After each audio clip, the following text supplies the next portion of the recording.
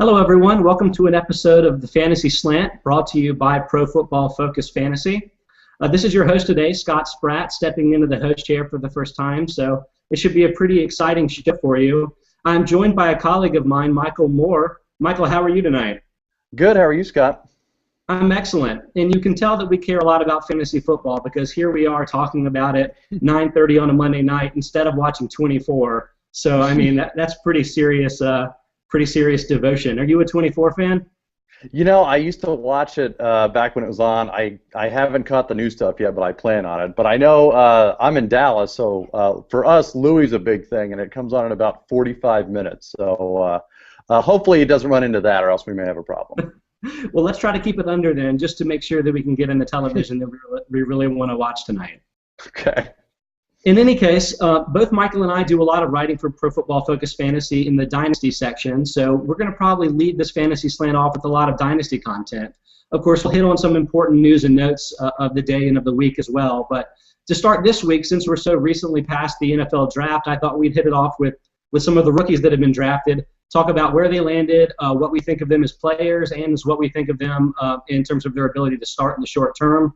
And just to sort of run this off, I'm going to go down our collective Dynasty rookie rankings, which you can find up on the site right now, and just basically go down the list one by one and see who we come up with and what we think, Michael. Does that sound like a good plan? Yeah, sounds good. Excellent. Well, to kick things off with the number one rookie running back on our list is Bishop Sankey, who was drafted by Tennessee. He's 5'9", 209 pounds out of Washington. A lot of people think that he's really the one rookie back that could be a short-term impact player. In fact, most of the rookie running backs aren't even being drafted in the first round of most rookie leagues, but Sankey's a top 5 guy in most of those leagues. And I think it's because of the situation he landed in, Michael. What do you think about Sankey in terms of how he fits in with the other backs on Tennessee right now? Yeah, I think it's pretty much Sankey and everyone else at this point. You've got Sean Green coming off some knee surgery.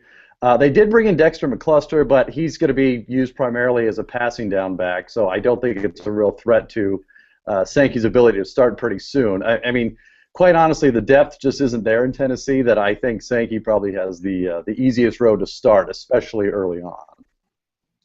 I pretty much agree with everything you said, Michael. And, you know, Sankey kind of reminds you a lot of Chris Johnson. I mean, no, there are very few players that are quite as fast as Johnson, who, by the way, is a New York Jet now, and that's a whole other topic that we'll get to in future weeks, I'm sure. But Sankey is pretty fast. He ran a 4.49 40-yard, and he's definitely smaller than Sean Green and the other backs. So I feel like he can maybe step into the early down roles and play the way that Chris Johnson did. I'm not sure if he'll be able to be a home run threat, but you know, touchdowns could potentially be a concern for Sankey. Do you think he'll get 3-down work, at least initially? Probably not initially. Like I said, I think they brought in McCluster to do a lot of that stuff. The other thing you got to remember is they don't have a good solution at quarterback right now. I mean, given if you think Jake Locker's the answer, then you might disagree. But I don't see them either up a lot in games or winning a lot of games. So the problem is they're going to be down a lot, and they're going to be passing a lot. So with Sankey, I think early on especially, he'll be okay, but definitely not a 3-down type. I just don't see it lasting very long. I think they're just going to be, you know, unfortunately a bad team this year and a team that's going to be behind a lot and probably chucking in a lot too. So, look, I think Sankey's going to be fine for first and second down work, but as far as 3-down work, I don't see it. I just don't. So if we were talking from a redraft perspective, Michael, would you consider Sankey as a top 20 running back and maybe a top 30 overall pick? Or do you think you're reaching a little bit too much there? For me, that's probably a reach at this point, only because we don't know how he's going to hold up just yet. I mean, that was the concern going into the draft was, can he withstand being a 3-down back? Can he essentially take the beating that he's going to have to take? And for me right now, I don't see it. I mean, I think he'll be a fine running back, too, for a lot of leagues, a lot of redraft leagues this year. But, you know, next year, who knows what's going to happen? Who knows who they bring in at quarterback? There's just a lot of unknowns with him, at least on a dynasty side. So I think he'll be serviceable. I mean, he's a guy that I think you could extract a lot of value for in dynasty leagues, especially early on, because he's probably going to be the first one that starts. But, you know, if you're talking 3-4 years down the road, I don't see him starting still at that point, that's for sure. So, you know, you touched on a point, too, about how Tennessee could be a pretty bad team and one that has to pass a lot this year. And it sort of brings up a concern I have with Sankey about his ability to pass protect. And for me, that's always the forgotten skill that people forget that running backs need to have to be effective in this game. So, I mean, if Sankey is too small or too ineffective to protect Jake Locker or whoever's back there, I mean, I wonder if he will be playing on all downs or really even half the time for the team when maybe Sean Green isn't the flashiest player or the most skilled player with the ball in his hands. But, you know, if he can keep Locker upright for an extra couple weeks, then maybe that's worthwhile. Right. Switching gears to a player that I think many people were surprised wasn't the first running back selected by a team, and that's Carlos Hyde, who went to San Francisco and really has the size of a typical feature back at 6 foot, 230 pounds. Mm-hmm. I mean, Michael, are you as disappointed as I am in the fact that Hyde landed in what seems to be a really crowded backfield in San Francisco? You know, not really, but only because my favorite team is San Francisco. So I was actually quite pleased that happened. For you. Okay. Right. You know, as far as Dynasty goes, I think Hyde landed in a great spot. You know, I was looking at some of the guys on there earlier. You've got Gore, who's a free agent after this year. You've got Hunter, who's a free agent after this year.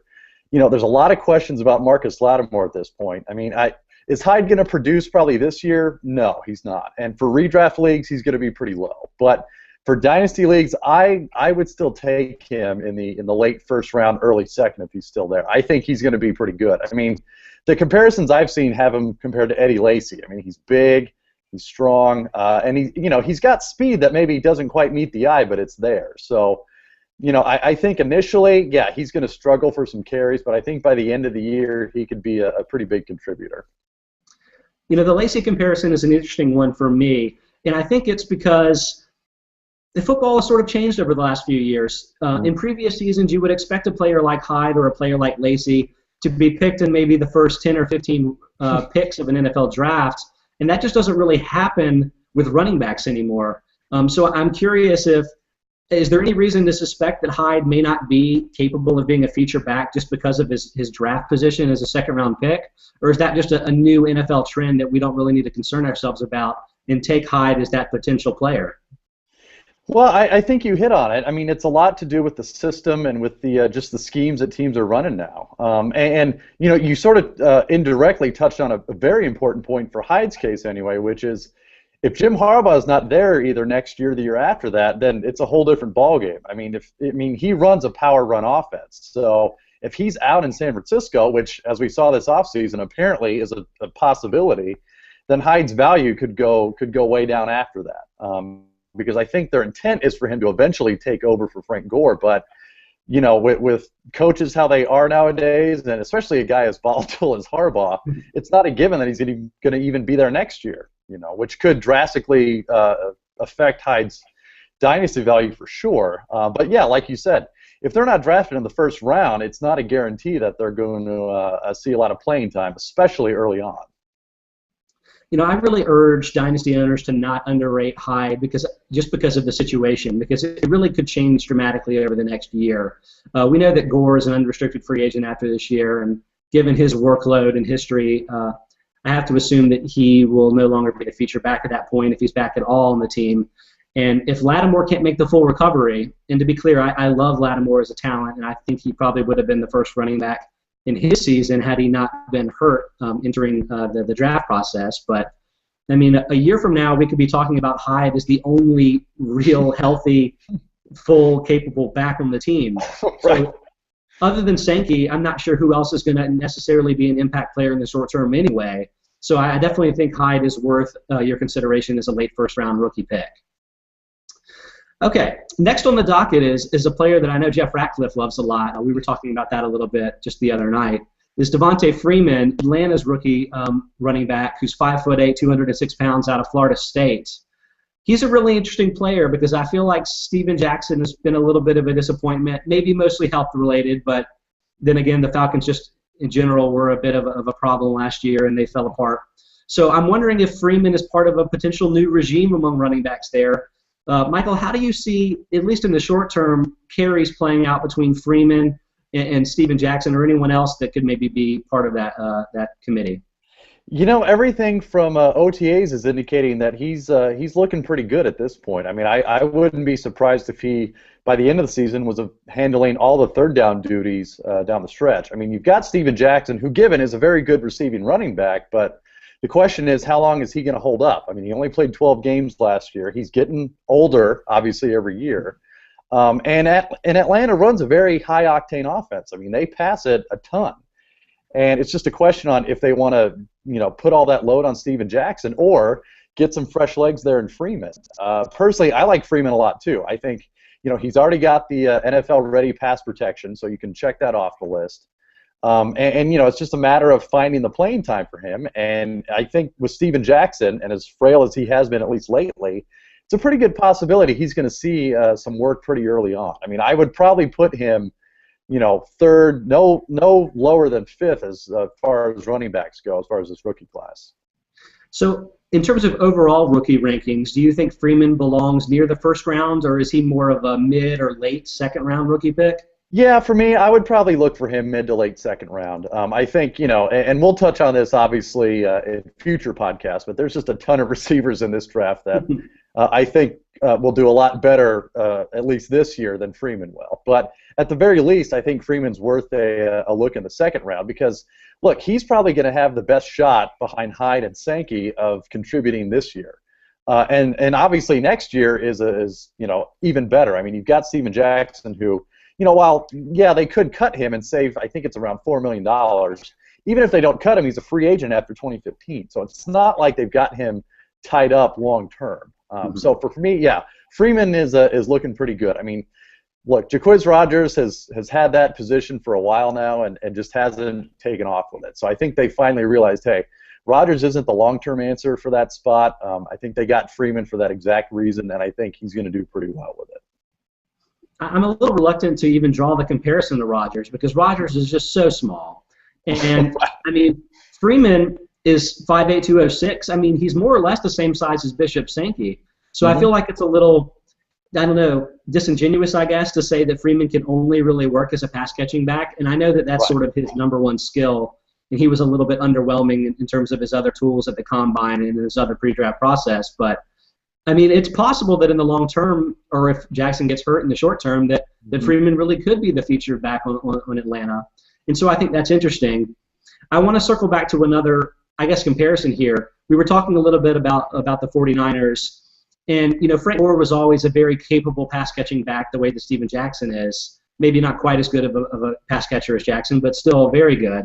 And you've sort of seen in the last couple of years, he's gotten a little bit less work receiving, and I think it doesn't have anything to do with his diminished abilities. It's just sort of a workload management situation.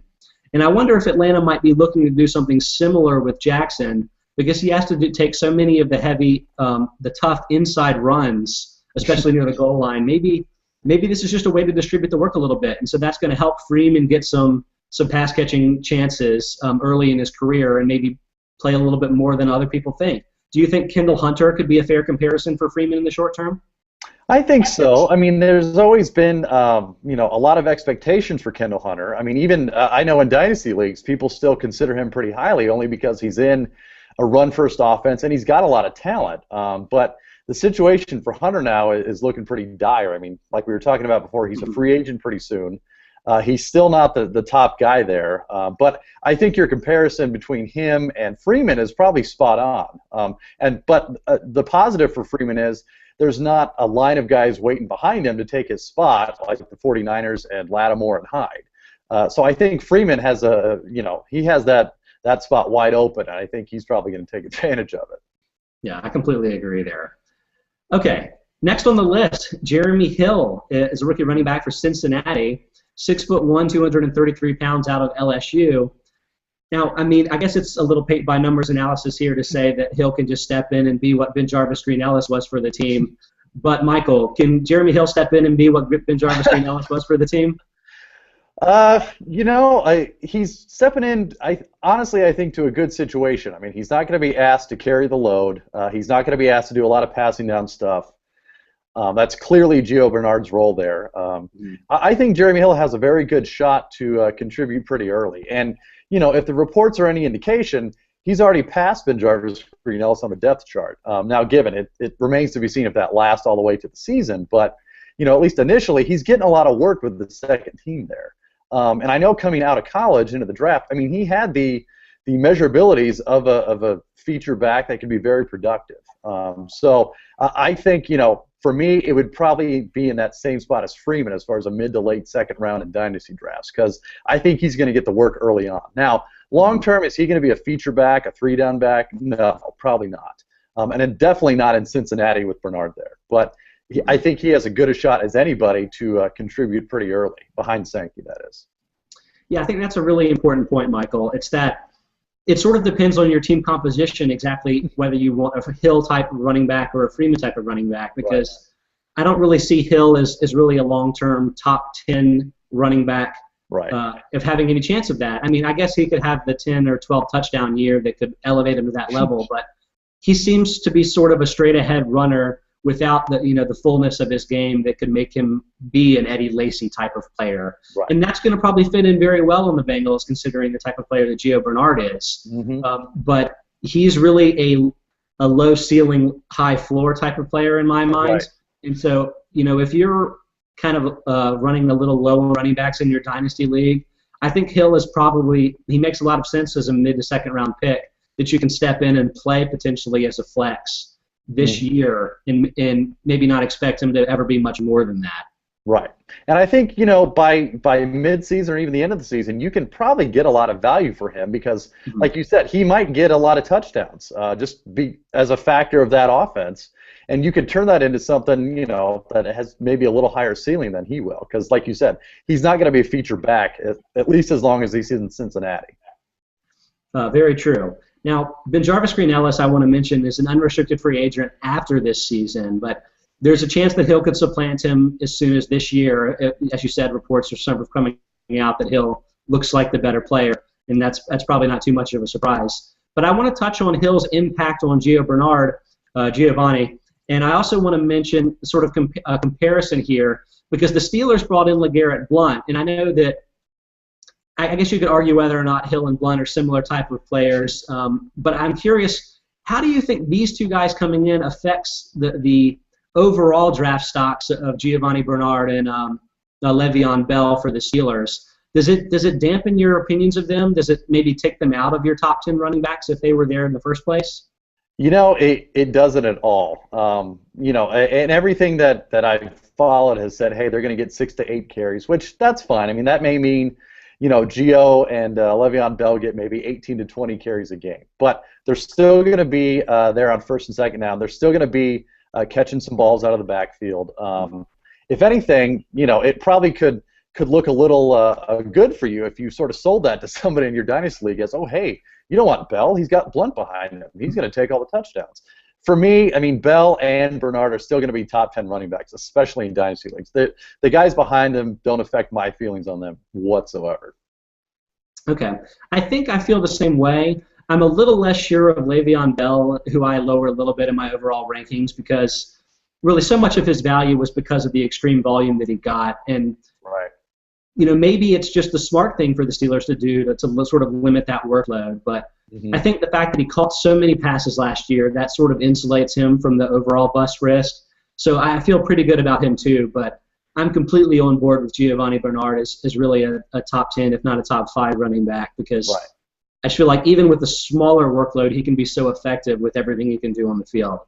He can break a lot of runs. He really can. And with Bell, just back on that, for me, you got to remember, there was not a whole lot of depth behind Le'Veon Bell last year. So, I certainly don't think they brought in Blount to challenge for that starting job or even be a long-term solution there. I think they just needed depth behind Bell in case he went down again. Yeah. Okay. We've already taken up probably 20-plus minutes here, but there's a bunch of other guys I want to touch on that maybe aren't really top 20 players, but they're guys that are probably at least worth mentioning.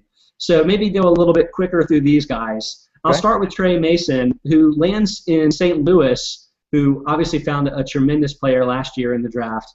I'm blanking on his name right now. But so Mason is sort of a quick player who can catch the ball, but I'm not really sure he's ever going to be a featured player. Is that sort of how you see him, Michael?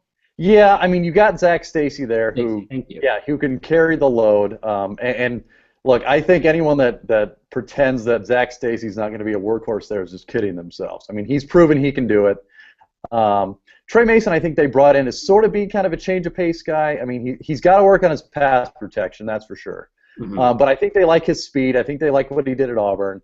And look, it's like you touched on a little earlier. It's just a factor of NFL offenses now when you don't want to give 300 carries a year to the same guy. You need those guys to last. So, I think they brought Mason in to maybe lighten the load a little bit for Stacy, but I think especially this early on in Stacy's career, they're not really worried about lengthening his career there.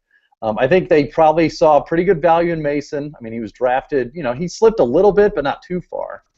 I think change of pace back is going to be his ceiling. I don't think, and given, could he fill in if Stacy is injured for a couple games? He could, but I don't think he's going to be a long-term answer. I think he's a guy that can provide some decent depth for your dynasty team if you were really struggling at running back. Okay, yeah. I sort of see that. How would you compare him to Charles Sims with Tampa Bay, a guy coming in probably behind Doug Martin that may be more of a pass catcher, third down type of back as well? And given it's really early in the offseason, but all indications are they really like Sims in Tampa and really want to get him some passing down work. So Sims is probably higher on my rankings anyway than Mason is. And with Doug Martin, given he's not an old guy, he's not an old player, but he has been injured significantly before, and they probably don't want to run the same risk of running him into the ground and probably want to take him off the field as much as they reasonably can. And I think they're looking to Sims to sort of take some of that work for him, especially on passing downs. And it's kind of amazing to me. He's already passed the likes of Mike James there, who, by all accounts, did pretty decent last year when Martin went down. But apparently they're really sold on Sims, and that's obvious by what they did in the draft. So, I think Sims probably has a better chance of providing some long-term value strictly as a passing down back than probably Mason will. Okay. The other thing with Mason in St. Louis, that's a pretty crowded backfield they got there. I mean, they even by cutting Darrell Richardson, they still got Isaiah Peed there. They've got Benny Cunningham there. I mean, he's going to fight for even backup carries this year, I think. So, depending on what they do and who they eventually keep, I think Mason's going to struggle to make an impact, at least for this year. Not to mention they have so many receiving options now. Really, they have sort of an embarrassment of skill position riches, which is kind of hilarious to say about a team that's been pretty ineffective on offense. But right. Maybe we'll make Ross Miles happy and they can actually bust out, and Sam Bradford can have a huge year this year. Not trying to predict that, but maybe it'll happen. Right. Okay, now the Cleveland situation is just all kinds of interesting on a number of levels, and I'm not going to even get into all the crazy off-field situations that are going on there this year. But just talking about their running back specifically, last year they traded away Trent Richardson in a trade that looked really puzzling when it happened and looked kind of brilliant a few weeks later. Right. All of a sudden, they come into this season with Ben Tate, who they brought in as free agent. Then they draft both Terrence West and Isaiah Crowell. So, I mean, that's a little bit of an interesting situation. Ben Tate hasn't been the healthiest player in his NFL tenure. Right. All of a sudden, if he goes down, the opportunity could be there. I'm wondering what you think about these two players. I'm not really hearing much except about West, but, I mean, West was a player out of Towson who was very productive, but it's not exactly the highest level of competition playing there. Do you think there's a question mark about who is Ben Tate's backup, and which of these players do you think has a higher ceiling long term? Yeah, I think it's definitely up in the air right now. And given, I think that's what they're going to look at training camp for and the preseason for, is to see, hey, who right now is going to be the better option for us behind Ben Tate. I mean, obviously Ben Tate's the starter this year, but he's only there on a 2-year deal. It's not like he's the long-term solution there. So it's a very good possibility that whoever does win that backup job is going to be the guy, as early as next year. For me, Terrence West, he's the comparisons I've seen are to Alfred Morris. He's very good. He's got very good cut ability, but maybe his straight line speed is not the best. I think Isaiah Crowell is going to be probably the higher upside guy, but West will probably give you more return at least this year. My guess is they see him being able to maybe punch it into the end zone on some goal line carries early to complement Tate maybe. But I think if you're looking for a more home run hitter that could be a long-term solution, Crowell's probably going to be your guy. So in terms of just an overall strategy, especially when you're talking about dynasty leagues where you may have very deep 40 to 45 man rosters, Mm-hmm. how do you view people like Crowell? Now, he was a pretty highly touted player at Georgia that ran into some off-the-field issues, which is probably why he went undrafted in the NFL draft this year. Right. But clearly his actual abilities sort of exceed what you would expect given his draft status. How do you look at those players? How much do you hold against their rocky past, so to speak? Or do you view that the ability that got him there makes him a very viable sleeper and other players like him? Yeah, it's sort of like what you touched on. If you've got a pretty deep roster, and especially at running back, if you're pretty set on starters and some backups, I think Kroll's going to be the guy that you want ahead of Terrence West probably. Now, as far as which round to go, I mean that again, it depends on the different rules and roster requirements. But I think anything sooner than the third round for either one of those guys is probably going to be too soon, only because there's a very good possibility they end up as the third or even fourth running back on the depth chart by the time the season starts. But a guy like Kroll, I think, definitely has a lot of upside. And if you have a deep roster, and especially with taxi squads, if those are available to you, he would be a guy to definitely put on there. No, yeah. Completely agree there. So, Michael, there are a handful of other guys that we haven't really hit on yet. Andre Williams of the Giants, Kadeem Carey with the Chicago Bears, James White in New England, Storm Johnson, Jacksonville, Jerick McKinnon in Minnesota. Are there any of those guys in particular that you think has a chance to be a little bit more of an impact player than you would expect as maybe a third or fourth round rookie pick? Anyone in particular that stands out to you? Yeah, I'm a big Kadeem Carey fan. Now, given I have Matt Forte in several dynasty leagues, so that's probably why I'm a little more inclined. But luckily they finally cut the cord on Michael Bush, and the hope is that Carey can be the backup to Forte. I don't think he's going to necessarily take away goal line carries this year from him, but Forte's getting up there, and as durable as he has been, he's going to hit a peak at some point, and he may have already hit that. And I think Carey's probably got the best shot to contribute pretty early. I like a guy like Andre Williams only because with New York, there's just a lot of question marks there, and the competition is there's not a lot there. I mean, they've got Rashad Jennings, who they did sign, but again, he's not a young spring chicken either. I mean, he's I think 28 or 29. I don't view him as a long-term solution there. David Wilson is still completely up in the air on if he's even going to come back or not. So I think Andre Williams probably has as good a shot at anybody to make an impact there. Now, given they did bring in Ben McAdoo as offensive coordinator, and it's pretty obvious they're going to steer more towards the pass there than they have before, I think. But I think Williams still has a chance to get some carries early on. Yeah, I mean, we can talk a little bit more about Williams and the Giants in a few weeks when we have a little bit clearer picture on David Wilson's health situation. He's trying to come back from a neck procedure that is career-threatening. So, it's possible that he'll be back, and obviously a former first-round selection has a lot of talent, but it's possible, too, that he may never play it down. So we're just going to have to sort of see how that plays out there. You mentioned with Forte, 28 years old doesn't really seem that old, but 1,900 career touches, that's sort of a downside to being as durable as Forte has been in his career. And really, the comparison is really there to Forte more than it is to Michael Bush, because Carey, 207 pounds, isn't really a bruiser, but it's a guy that's very versatile and is effective in the screen game.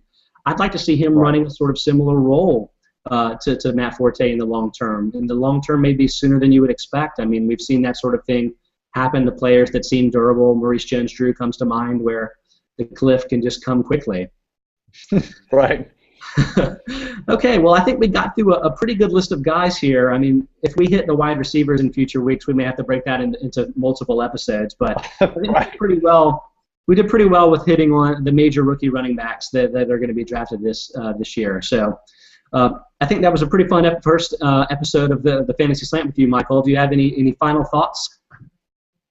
No, I mean, I think there's a lot left to see between now and the season. I have no doubt that there may be some guys we didn't even touch on tonight that could make an impact that we'll be talking about a couple weeks from now. And hey, it could be guys like Hyde and Sankey completely fall off a cliff too, and don't want to be drafted anyway. So there's a lot of stuff left, but I think we'll probably get to it all at some point. Yeah, absolutely right. So if you're looking for news on these guys going forward, be sure to tune in to the Fantasy Slant.